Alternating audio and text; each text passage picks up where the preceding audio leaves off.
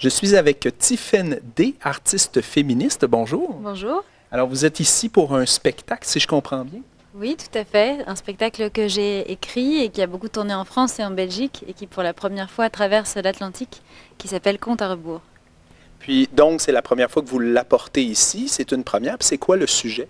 Alors, on va prendre les contes de fées qu'on connaît parce que Disney est arrivé partout chez nous depuis l'enfance et donc on va aller les retravailler mais à la sauce féministe. On va aller rechercher les héroïnes des contes de fées, leur redonner une parole et puis les faire ressembler à des femmes d'aujourd'hui qui vont être enfin inspirantes, auxquelles on va pouvoir s'identifier et qui vont nous parler de vraies choses, de la vraie vie. Et là on va se rendre compte que peut-être elles ont vécu d'autres choses que faire le ménage pour cette nain, être embrassée alors qu'elles dorment, etc. Donc, c'est vraiment une approche moderne de ces contes-là. Il y avait une espèce de vision morale qui voulait éduquer. Donc, c'est une nouvelle façon d'éduquer avec ces contes-là, si je comprends bien. Qu'est-ce qui t'a amené qu'est-ce qui t'a donné l'inspiration? Moi, je suis militante féministe depuis une dizaine d'années en France et je suis sur le terrain aux côtés d'héroïnes, aux côtés de survivantes, de femmes et d'enfants victimes de violences masculines. Et donc, j'avais cette urgence d'abord, avec toute cette expérience-là, avec tous ces récits-là que j'avais récoltés, de leur rendre femme-âge. Moi, je dis ça comme ça parce que rendre hommage... voilà, je trouve que ça... Non, ça m'énerve. Donc, j'avais cette urgence de montrer à quel point elles sont des personnes formidables, à quel point elles ont eu tellement de courage et de dignité. Montrer aussi qu'on peut faire des ponts de sororité, qu'on peut trouver des moyens d'émancipation par la lutte collective, des moyens de s'en sortir. J'avais envie d'utiliser ces contes-là pour donner beaucoup d'outils aussi, beaucoup d'outils pour comprendre les mécanismes des violences, pour comprendre que la victime, ça n'est jamais la coupable, que le coupable c'est l'agresseur, qu'il n'a pas le droit de faire ça, que c'est la loi et qu'on peut prendre parti aux côtés des victimes. Et puis pourquoi les contes? Parce qu'effectivement, comme vous l'avez dit, c'est un vecteur dans notre imaginaire collectif, dans notre imaginaire commun, qui va venir donner, l'air de rien, des pistes d'éducation. Et quand on éduque les petites filles et les petits garçons à penser que c'est normal de pouvoir embrasser une personne qui dort, que c'est un comportement sain, n'importe quoi, que la petite chaperonne rouge...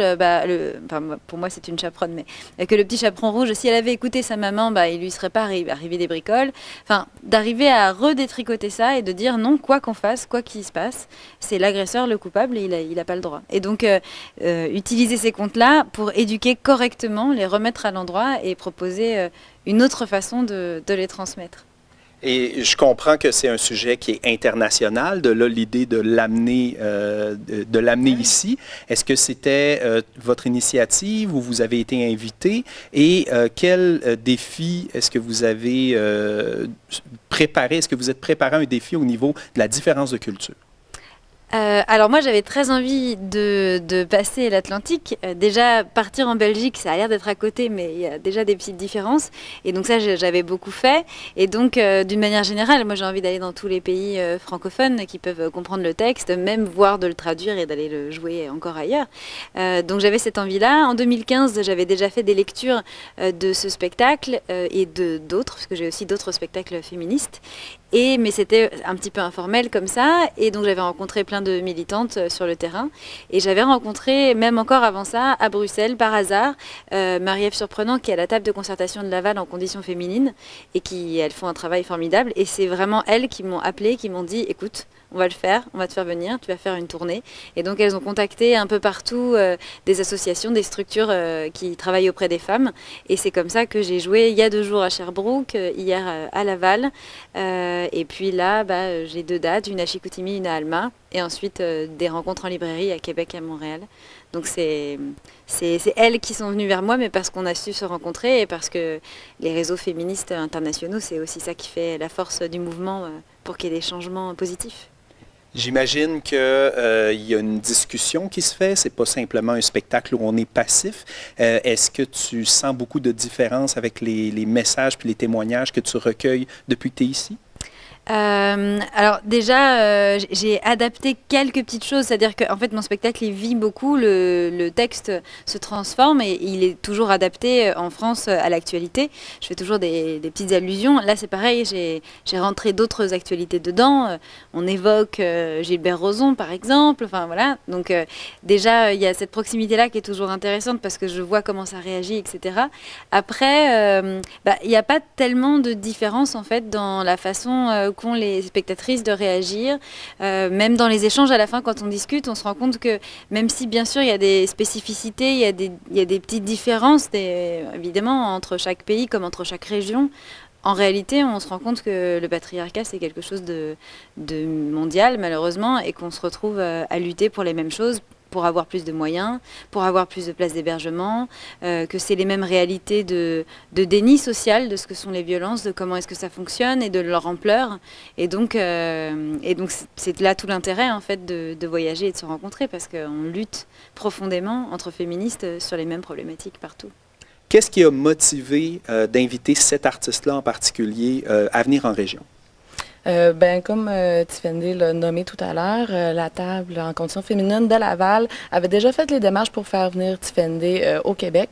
On a reçu l'invitation au comité agression sexuelle de la table régionale de concertation. On a vu un peu c'était quoi le travail de Tiffany. On trouvait que c'était une super belle façon de sensibiliser la population par rapport aux inégalités entre les hommes et les femmes, puis également à l'ampleur de la problématique de la violence faite aux femmes. Est-ce que, dans le fond, l'événement est lié à une collecte de fonds ou c'est vraiment plus une campagne de sensibilisation? C'est plus une campagne de sensibilisation. Dans le fond, la table régionale de concertation, autant que le comité agression sexuelle, a pour mission de conscientiser la population, de faire de la sensibilisation, de concerter les acteurs, mais également de sensibiliser à la problématique de la violence conjugale et des agressions à caractère sexuel, ainsi que leurs conséquences pour les victimes. Est-ce qu'on, dans le fond, le spectacle a une thématique un peu justement conte pour enfants? J'imagine que ça s'adresse quand même à tous les âges, tous les types de violences. Effectivement, ça s'adresse à tous les âges. C'est surtout en lien avec la violence faite aux femmes, surtout la violence conjugale et les agressions à caractère sexuel.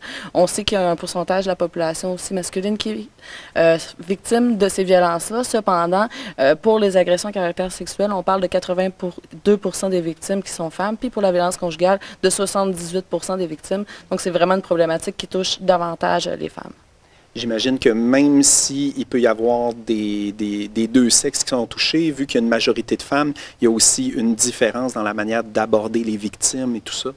Oui, effectivement, dans différents organismes, l'approche ne sera pas la même. C'est pour ça également qu'au comité agression sexuelle de la table, on a regroupé plusieurs organismes. On a 2 CALAX, qui sont des centres d'aide et de lutte contre les agressions à caractère sexuel, qui interviennent principalement auprès de femmes et d'adolescentes qui ont été victimes. Sinon, on a un organisme qui s'appelle le CRAN, qui intervient auprès des hommes. On a le CAVAC, qui est un centre d'aide aux victimes d'actes criminels. Ensuite, on a le CRDI-TED, qui intervient auprès des gens qui ont une déficience intellectuelle. Puis on a l'hôpital de Roberval. Si on veut aller chercher de l'aide pour soi ou pour des gens de notre entourage, les meilleures ressources pour rapidement trouver l'information, y a-t-il des sites web, pages Facebook, des courriels, des numéros de téléphone? Bien, en ce qui concerne notre ressource, la Maison Isa, on a effectivement une page web, une page Facebook. Vous tapez la Maison Isa sur Internet, vous allez tomber directement sur notre ressource. On a également un regroupement, le regroupement québécois des CALAX, RQ CALAX. Donc, c'est possible d'aller chercher l'information sur ce site-là. Puis, vous allez avoir les ressources à l'ensemble du Québec. Dans le fond, si vous êtes dans n'importe quelle région, vous allez pouvoir avoir accès à une ressource. C'est pour les femmes et les adolescentes. Sinon, si vous nous appelez, c'est sûr que nous, on va vous référer si jamais vous ne correspondez pas au service qu'on offre. Sinon, pour les hommes qui auraient été victimes d'agressions à caractère sexuel, ça va être plus vers le CAVAC ou vers le CLSC. Merci beaucoup. Merci. Bonne journée.